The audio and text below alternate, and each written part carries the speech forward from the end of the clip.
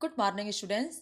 हम लोग संज्ञा नामक पाठ का अध्ययन कर रहे थे, जिसके अंतर्गत हम लोगों ने जातिवाचक संज्ञा किसे कहते हैं यहाँ तक पढ़ा है। बच्चों, आइए अब आगे बढ़ते हैं। भाववाचक संज्ञा।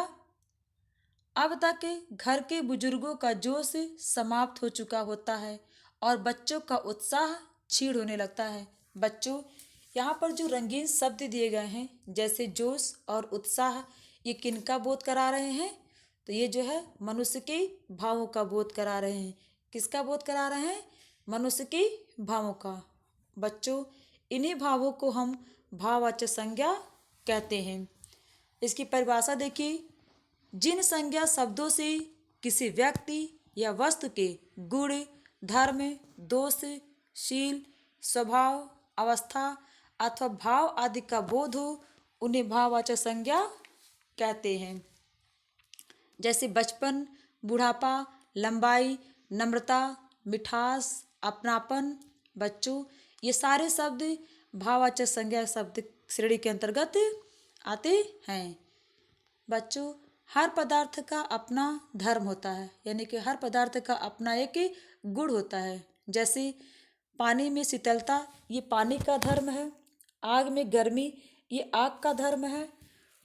उसी तरह से हर पदार्थ का कोई न कोई गुण अवश्य होता है और इनके गुणों को हम इनसे अलग नहीं कर सकते हैं।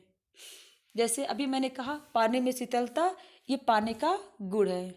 बच्चों, भाववाचक संज्ञाओं को हम छू नहीं सकते, उन्हें हम सिर्फ महसूस कर सकते हैं, अर्थात उनका हम सिर्फ अनुभव कर सकते हैं।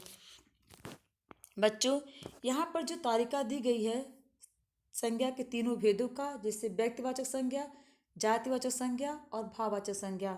यहाँ पर देखिए, सुरेश, द्रौपदी, दिल्ली और शेर यहाँ पे व्यक्तिवाचक के अंतर्गत आ रहे हैं। जातिवाचक मनुष्य, स्त्री, नगर और पशु, ये जातिवाचक के अंतर्गत आ रहे हैं। और भाववाचक मनुष्यता, स्त्रीत्व, नागरिकता और पशुता। बच्चों, हमने आप लोगों से कहा था कि व्यक्तिवाचक यानी कि जिससे किसी एक का बोध हो। जैसे यहाँ पर देखिए, सुरेश किसी एक व्यक्ति का बोध करा रहा है। जातिवाचक यानी कि वो सुरेश जो है मनुष्य वर्ग में आता है, तो यहाँ पर ये जातिवाचक के रूप में है। और हर मनुष्य के अंदर मनुष्यता होती है, तो मनुष्यता ये भाववाचक श्रेणी के अंतर्गत आता है। बच्चों, भाववाचक संज्ञा शब्दों का निर्माण दो प्रकार से होता है। एक वे भाववाचक संज्ञा होते हैं जो मूल रूप से भाववाचक संज्ञा शब्द होते हैं, जैसे सुख, दुख, क्रोध, लज्जा, घृणा, क्षमा, हर्ष, विषाद। ये वे शब्द हैं जो मूल रूप से भाववाचक होते हैं। लेकिन दूसरे प्रकार के वे शब्द आते हैं जिनका हम निर्माण करते हैं, और इन भाववाचक संज्ञा शब्दों का निर्माण हम 5 प्रकार से करते हैं। एक है जातिवाचक संज्ञा शब्दों के द्वारा, दूसरा है विशेषण के द्वारा, तीसरा है क्रिया के द्वारा, चौथा है सर्वनाम के द्वारा और पांचवा है अव्यय के द्वारा।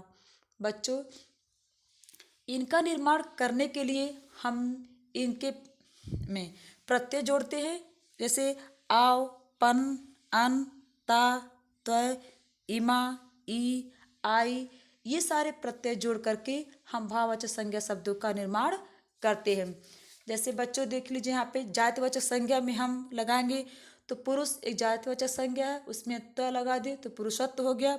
उसी तरह से गुरुतत्व हो गया, मैत्री हो गया, मजदूरी हो गया। ये सारे जातिवाचक संज्ञा के से बनने वाले भाववाचक संज्ञा हैं।